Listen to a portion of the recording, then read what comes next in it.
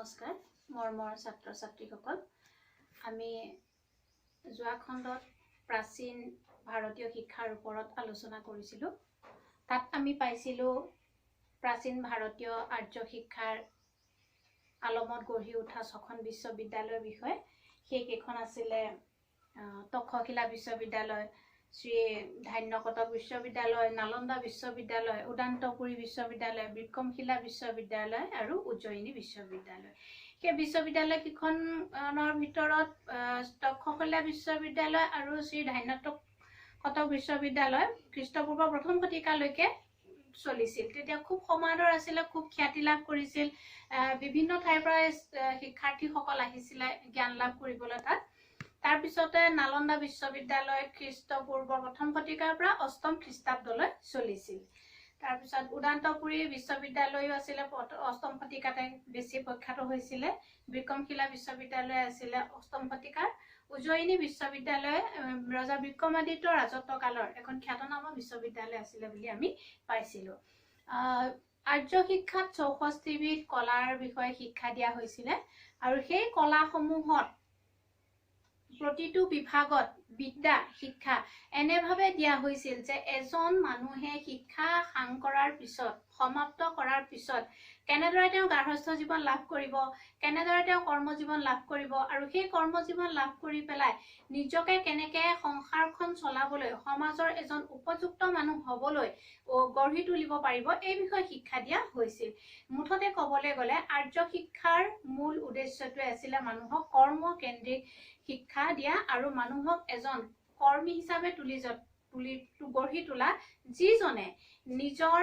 জীৱনৰ বা কিছুৱা সময় অৰ্থাৎ শিক্ষা শেষ কৰাৰ পিছৰছোৱা সময় গাৰ্হস্থ্য জীৱন বা সামাজিক জীৱনত কেনেদৰে সুখ্যাতি লাভ কৰি নিজকে প্ৰতিষ্ঠা কৰিব পাৰে আৰু দেশ আৰু দহৰ উন্নতি কৰিব পাৰে তাৰ ভিতৰত আৰ্য শিক্ষাৰ 11 বিধ শিক্ষা কলা শিক্ষাত বেছি গুৰুত্ব দিছিল সেই 11 বিধ কলা শিক্ষাৰ আমি এইকেইটা ভাগ পাইছো সাহিত্য গৃহপাল বিদ্যা ৰন্ধন বিদ্যা সাজসজ্জা আৰু পৰিচ্ছদ বিদ্যা হাতেৰে কাম কৰা বিদ্যা শিল্প বিদ্যা বিজ্ঞান সংগীত বিদ্যা নাট্য বিদ্যা শিষ্টাচাৰ বিদ্যা শাৰীৰিক ব্যায়াম শিক্ষা এতিয়া এই 11টা বিষয়ৰ ওপৰত আমি অকণমান আলোচনা কৰিম সেইখিনি সময়ত সাহিত্য শিক্ষা দিয়া হৈছিল সাহিত্য শিক্ষাৰ যিটো ভাগ আছিল তাত যিসকল শিক্ষাৰ্থীয়ে সেই সাহিত্য ভাগটো বাছি লৈছিল তেওঁলোকক সাহিত্য চৰ্চাৰ কাৰণে সুবিধা দিয়া হৈছিল সেইখিনি সময়ত যিখিনি সাহিত্য সৃষ্টি হৈছিল গদ্য পদ্য আৰু সেই সাহিত্যখিনিৰ আলমত বেদ উপনিষদ বিলাক পঢ়োৱা হৈছিল বেদ উপনিষদৰ আধাৰভূমি কি আছিল বা পুৰাণ উপপুৰাণ বিলাকৰ আধাৰভূমি কি আছিল সেইবিলাক কেনেকৈ ৰচিত হৈছিল কোনে ৰচনা কৰিছিল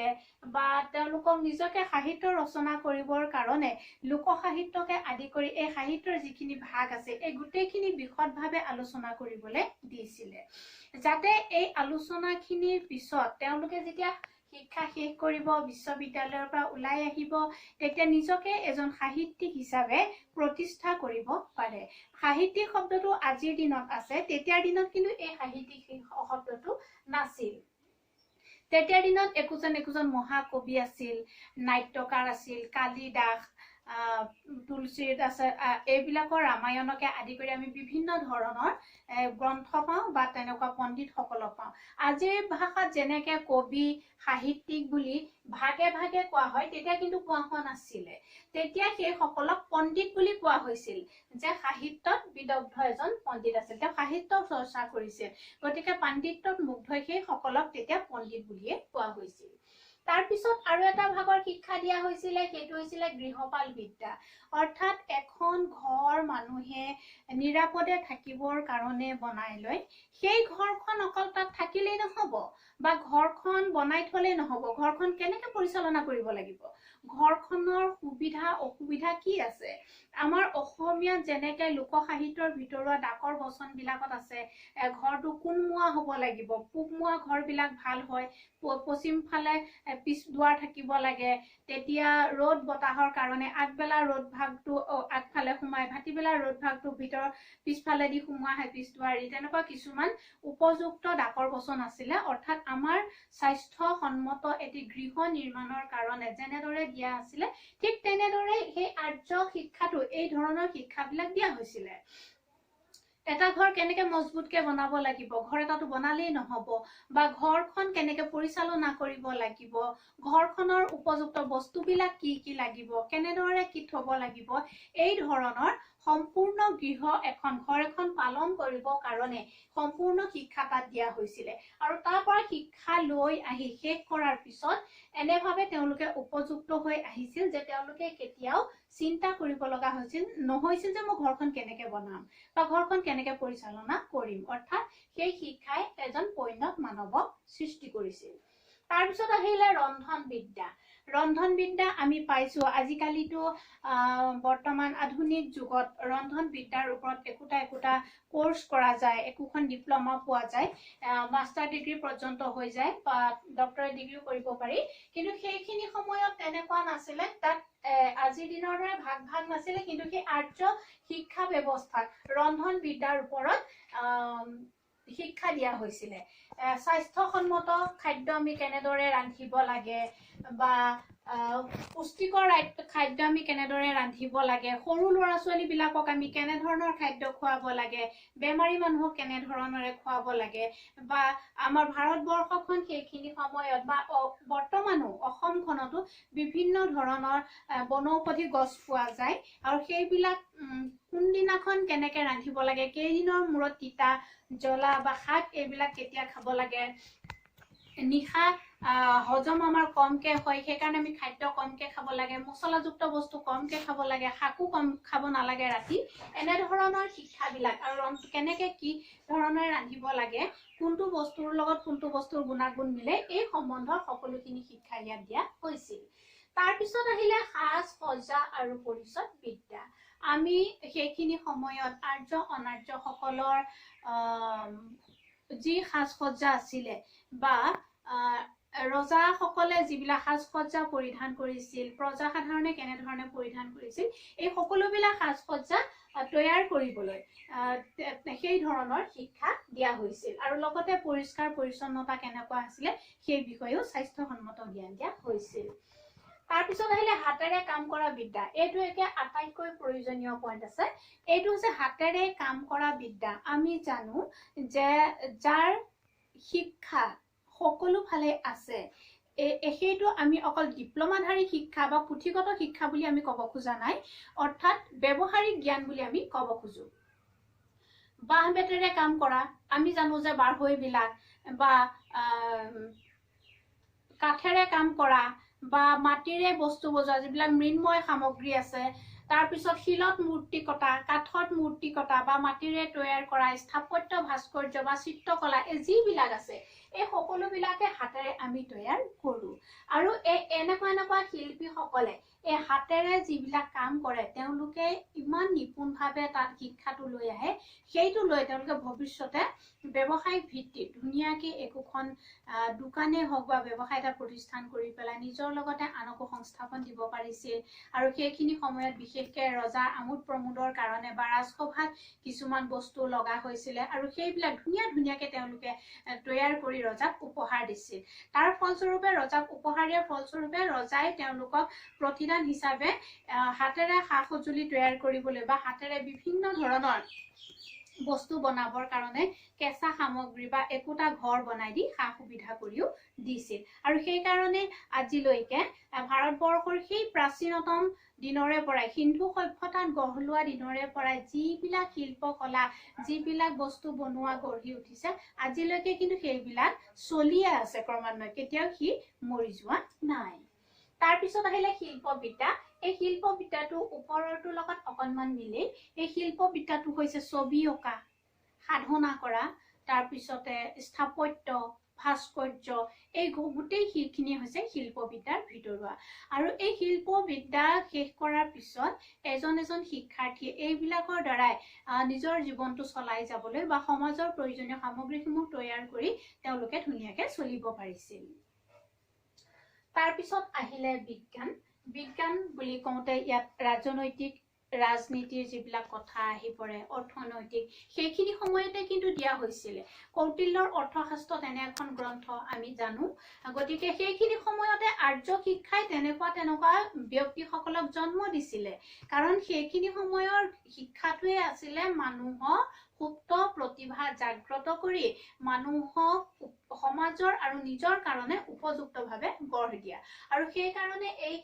বিজ্ঞান ৰসায়ন বিজ্ঞানতে হওক আমি জানো যে ৰাজনৈতিক ক্ষেত্ৰত বিশদভাৱে সেই তেতিয়াৰ দিনৰে পৰা এতিয়ালৈকে কিছুমান গ্ৰন্থ ৰচিত হৈ আহিছিলে সেইবিলাক গ্ৰন্থ কিন্তু আজিৰ দিনৰ বুলি আমি একে উশাহে ক'ব নোৱাৰো কাৰণ সেই তেতিয়া পণ্ডিতসকলে তাতে শিক্ষা লাভ কৰিছিল আৰু তেওঁলোকে তেনেবিলাক গ্ৰন্থ নিজৰ অভিজ্ঞতাৰে জ্ঞানৰ দ্বাৰাই লিখিবলৈ সক্ষম হৈছিল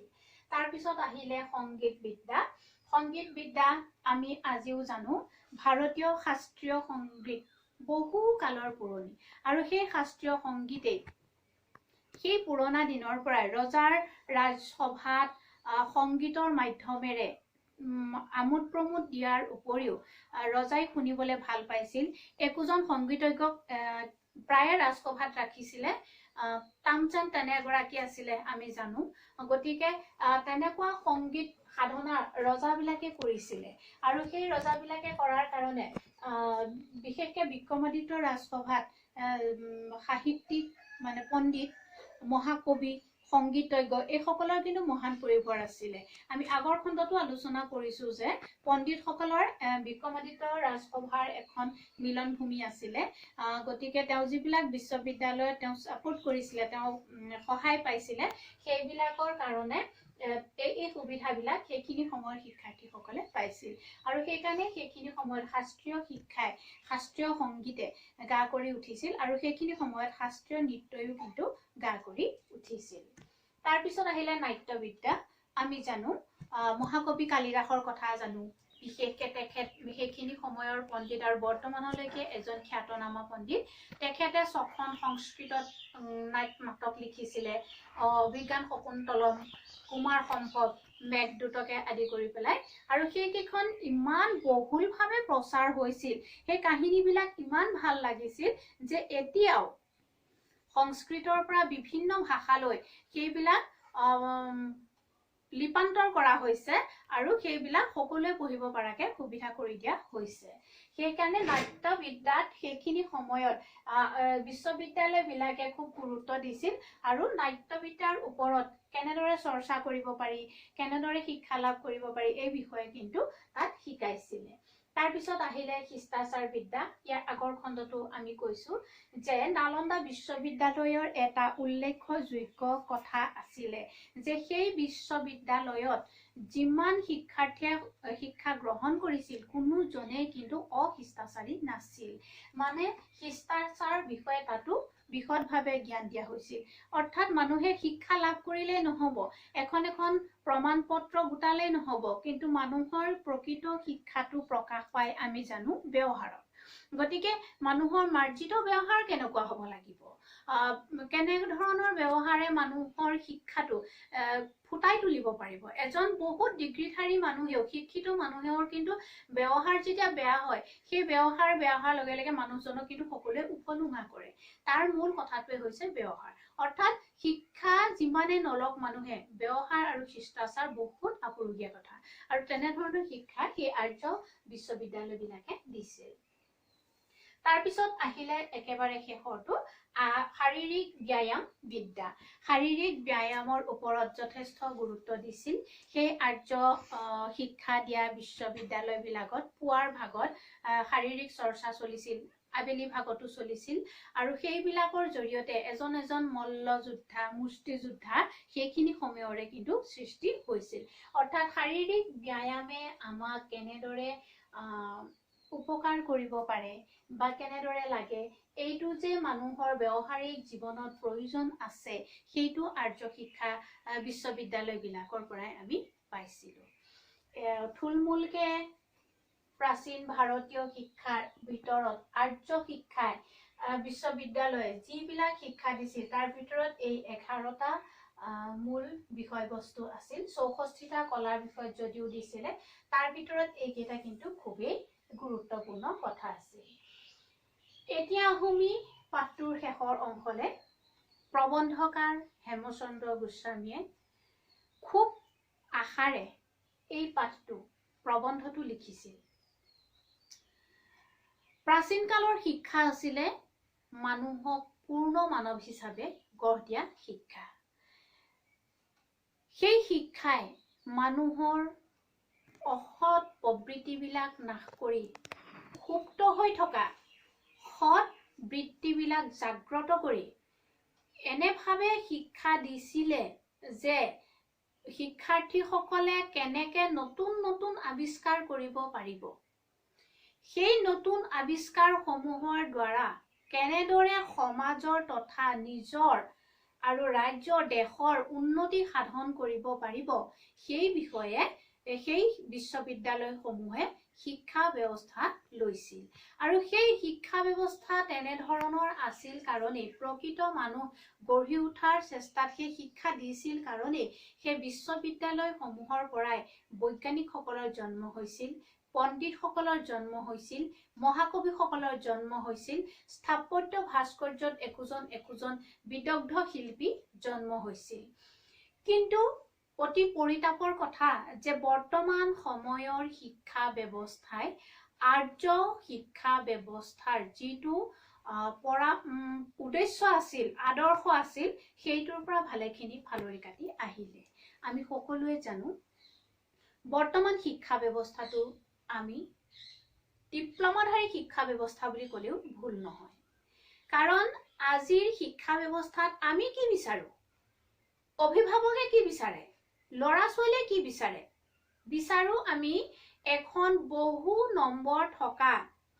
প্ৰমাণ পত্ৰ আমাৰ শিক্ষাৰ্থীয়ে গোটাওক, আমাৰ ল'ৰা ছোৱালীয়ে গোটাওক, অভিভাৱকেও তেনেকেই বিচাৰে। প্ৰকৃত জ্ঞান পাইছে নে নাই, এই যে আমি পাঠটো আজি আলোচনা কৰিলো, প্ৰবন্ধকাৰ হেমচন্দ্ৰ গোস্বামীদেৱে যে পাঠটো দিলে, কিয় দিলে? কাৰণ আৰ্য শিক্ষা কি আছিল, মানে আমাৰ প্ৰাচীন ভাৰতীয় শিক্ষাৰ উদ্দেশ্য কি আছিলে। আৰু তেতিয়া যে বৈজ্ঞানিকসকলে বা পণ্ডিতসকলে ইমান শৃংখলাবদ্ধভাৱে আগবঢ়াই নিব পাৰিছিলে বা ইমান আৱিষ্কাৰ কৰিব পাৰিছিলে, বৰ্তমান কিয় নহয়? তাৰ মূল কাৰণটো হৈছে আমি কেৱল চাকৰিমুখী শিক্ষাহে লৈছো। আমাক এখন ভাল ডিপ্ল'মা লাগে, নম্বৰ সৰহ লাগে, আমি কিমান পাৰ্চেণ্টেজ পাইছো, শতাংশ আমাৰ কিমান বেছি আছে, যাতে পৰীক্ষাৰ এটা বা চাকৰিৰ এটা পৰীক্ষা হলে, ইণ্টাৰভিউ হলে আমি যথেষ্ট নম্বৰ কেৰি কৰা সেই ডিপ্ল'মাখন দি আমি চাকৰি এটা ল'ব পাৰো।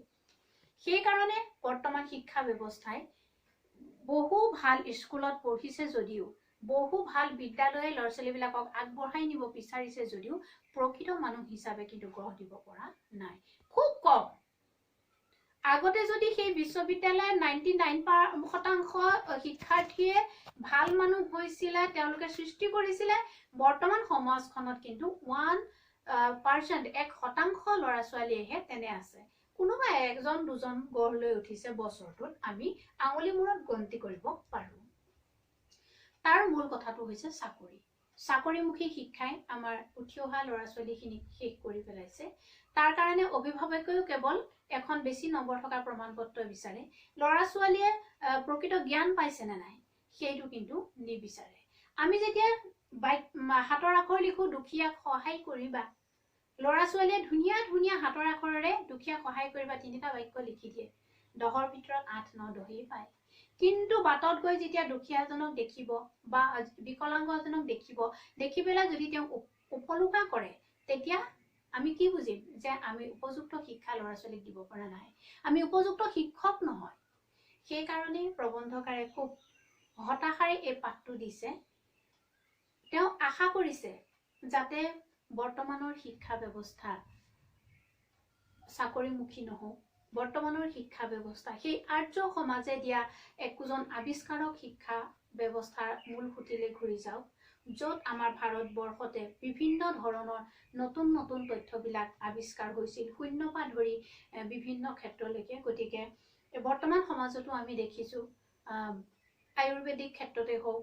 বা স্থাপত্য ভাস্কৰ্যৰ ক্ষেত্ৰতে হওক, বাহিৰৰ পৰ্যটকে আহি আমাৰ ভাৰতবৰ্ষত ভিৰ কৰেহি। ইয়াৰ মূল কাৰণ হৈছে আমাৰ ভাৰতবৰ্ষত যিবিলাক কলা সংস্কৃতি আছে বা স্থাপত্য ভাস্কৰ্য বিদ্যাত ইমান ধুনীয়াকে আগবঢ়া নিপুণ কাৰুকাৰ্য আছে, পৃথিৱীৰ কিন্তু আন বহু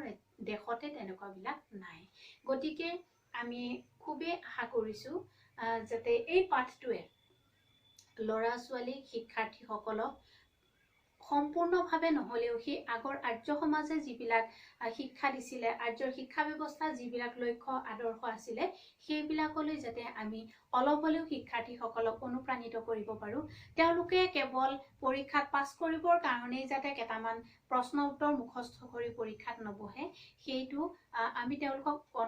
মানে সেই মনোভাৱটো অতৰাই ৰাখিব লাগিব। সেইটোকে বিচৰা হৈছে পাঠটোৰ জৰিয়তে। তেওঁলোকক বিচৰা হৈছে যে পাঠবিলাক যিকোনো পাঠে পুংখানুপুংখভাৱে পঢ়ক, আৰু সেই পাঠটো যে কেৱল প্ৰশ্ন উত্তৰ মুখস্থ কৰি পৰীক্ষাত নম্বৰ গোটাবৰ কাৰণে নহয়, মানে ব্যৱহাৰিক জীৱনত, সাংসাৰিক জীৱনত, ভৱিষ্যত জীৱনত কেনেদৰে মানুহে সেই শিক্ষাখিনিক লৈ আগবাঢ়ি যাব পাৰিব, এই বিষয়ে যাতে তেওঁলোকে যথেষ্টখিনি সহায় পায়। এতিয়া এই পাঠটোৰ পৰা মই কেইটামান প্ৰশ্ন তোমালোকেলে চাই আনিছিলো। পাঠবিলাক প্ৰতিটো পাঠে, ইয়াৰ পাছতো মই কেইবাটাও খণ্ড খণ্ডকে কালাংশ আলোচনা কৰিম তোমালোকৰ লগত। প্ৰতিটো পাঠ খুব ভালকে পঢ়িবা। প্ৰথমতে প্ৰতিটো দফা মানে পেৰেগ্ৰাফ, সেই প্ৰতিটো দফা তোমালোকে ৩-৪ বাৰকে পঢ়িবা। পঢ়োতে তাৰ ভিতৰত থকা প্ৰশ্নখিনি তোমালোকৰ মন মগজুলে আহি যাব, নিজে নিজে আহি যাব। আৰু সেই নিজে নিজে আহি গলে তেতিয়া তোমালোকে কালিলৈ পৰহিলৈ পৰীক্ষা আছে আমি মুখস্থ কৰো বুলি কেতিয়াও কৰিব নালাগে। সেইখিনি মন মগজুত সোমাই যোৱাৰ পিছত অট'মেটিক আহি যাব। এতিয়া এই পাঠটোত পাঠভিত্তিক যিখিনি কুৱেশ্যন এনচাৰ হ'ব, সেইখিনি তোমালোকে তলত দিয়া প্ৰশ্নখিনিৰ পৰা পাঠটো পঢ়িলে বুজি পাবা, কৰিবা। সেইখিনি ভিতৰৰ পৰা তোমালোকে পঢ়ি চাবা। প্ৰথম দফাটোত আছিলে যিখিনি, সেই প্ৰথম দফাটোৰ পৰা মই আৰ্হি হিচাপে তোমালোকলৈ কেইটামান প্ৰশ্ন প্ৰস্তুত কৰি আনিছো। এটা হৈছে প্ৰাচীন ভাৰতীয় শিক্ষা পাঠটিৰ প্ৰবন্ধকাৰ কোন? আমি জানোৱে সেইটো হেমচন্দ্ৰ গোস্বামী। গতিকে মই পিছৰ কেইটা প্ৰশ্নৰ উত্তৰ কৈ নিদিম, প্ৰশ্ন কেইটাহে কম, কাৰণ তোমালোকে তেতিয়া বিশদভাৱে পঢ়িব লাগিব। কাৰণ আজিকালি পৰীক্ষাবিলাক পাঠভিত্তিক প্ৰশ্ন কিন্তু খুব কমেই দিয়ে। পাঠভিত্তিক প্ৰশ্ন মাত্ৰ 30% থাকে, 70% পাঠটোৰ ভিতৰৰ পৰা আহে। গতিকে আমি পাঠটো খুব পুংখানুপুংখভাৱে পঢ়িবই লাগিব। তাৰ পিছত আছে এটা সৰু প্ৰশ্ন, আৰ্য শিক্ষাৰ মূল মন্ত্ৰ কি? তাৰ পিছত এটা প্ৰশ্ন হ'ব পাৰে, মানুহক পুৰুষাৰ্থ কৰা ভাগ কেইটা কি কি, যিকেইটা আৰ্য শিক্ষাই বিধান দিছে। তাৰ পিছত এটা প্ৰশ্ন হ'ব পাৰে, আৰ্য শিক্ষাত ত্যাগ মানে কি? তাৰ পিছত এটা প্ৰশ্ন হ'ব পাৰে, তক্ষশিলা বিশ্ববিদ্যালয়ত কেইবিধ শিক্ষা দিয়া হৈছিল? তাৰ পিছৰ প্ৰশ্নটো হ'ব পাৰে, বুদ্ধদেৱৰ চিকিৎসক গৰাকীৰ নাম কি? আমি পাইছো 2 নম্বৰ পেৰেগ্ৰাফটোতে আছে সেইটো। গতিকে এইখিনি পাঠভিত্তিক প্ৰশ্ন নহয়, এইখিনি আমি যেতিয়া পাঠটো বাৰে বাৰে পঢ়িম, দফাটো বাৰে বাৰে পঢ়িম, তেতিয়াহে আমি এইখিনি পাম। আৰু এটা প্ৰশ্ন হ'ব পাৰে, জীৱক কোন মুনিৰ শিষ্য আছিল? আমি জানিছো যে জীৱকে তক্ষশিলা বিশ্ববিদ্যালয়ত পঢ়িছিল। কাৰ চিকিৎসক আছিল আমি সেইটো পাইছো, একেটা দফাতে আছে। এতিয়া আমি আকৌ বিচাৰিব লাগিব দফাটোত কি, জীৱক মুনিয়ে তেখেত এজন চিকিৎসকে আছিলে, আৰু সেই পণ্ডিত গৰাকীয়ে কোনগৰাকী মুনিৰ অধীনত চিকিৎসা বিদ্যা আয়ুৰ্বেদ শিক্ষা লৈছিলে। গতিকে আমি যদি পাঠবিলাক বা দফাবিলাক পুংখানুপুংখকে পঢ়ো, তেতিয়াহে কিন্তু আমি ভিতৰুৱা প্ৰশ্নবিলাক উলিয়াব পাৰিম। আৰু আমি নিজকে এই পাঠবিলাকৰ ওপৰত জ্ঞান লভাৰ এইটোৱে উপযুক্ত উপায়। পাঠবিলাক বাৰে বাৰে পঢ়িব লাগিব, কেৱল তলৰ পাঠভিত্তিক প্ৰশ্নখিনি পঢ়িলে নহ'ব। মৰমৰ ছাত্ৰ ছাত্ৰীসকল, আমি ইতিমধ্যে প্ৰাচীন ভাৰতীয় শিক্ষা পাঠটো 2টা খণ্ডত সমাপ্ত কৰিছো। ইয়াত আমি প্ৰাচীন ভাৰতীয় শিক্ষা মূল মন্ত্ৰ কি আছিলে পালো। প্ৰাচীন ভাৰতীয় আৰ্য শিক্ষাৰ অধীনৰ 6খন বিখ্যাত বিশ্ববিদ্যালয়ৰ বিষয়ে পালো। কোন শতিকাৰ পৰা কোন শতিকালৈ চলিছিল সেয়া পালো। কেনেধৰণৰ শিক্ষা দিয়া হৈছিলে সেয়া পালো। আৰু সেই প্ৰাচীন ভাৰতীয় শিক্ষা আৰ্য শিক্ষাৰ লগত বৰ্তমানৰ শিক্ষা ব্যৱস্থাৰ অমিলতা কোনখিনিত সেয়াও আমি পালোঁ ইতিমধ্যে আমি আলোচনা কৰিলোঁ লগতে মই পাঠভিত্তিক প্ৰশ্নখিনি বাহিৰে ভিতৰুৱা পাঠৰ ভিতৰৰ কেইটামান নমুনা হিচাপে প্ৰশ্ন তোমালোকলৈ আগবঢ়ালোঁ আশা কৰোঁ তোমালোকে পাঠটো খুব সুন্দৰকৈ পঢ়িবা মনোযোগ দিবা ইয়াৰ পিছত মই আৰু কেইটামান পাঠ আলোচনা কৰিম তোমালোকৰ লগত এনেদৰে মই পাঠ আগবঢ়াম তোমালোক সফল হ'বা বুলি মই আশা কৰিছোঁ পুনৰবাৰ তোমালোকলৈ মৰম জনাই আজিৰ খণ্ডটি ইমানতে সামৰিছোঁ নমস্কাৰ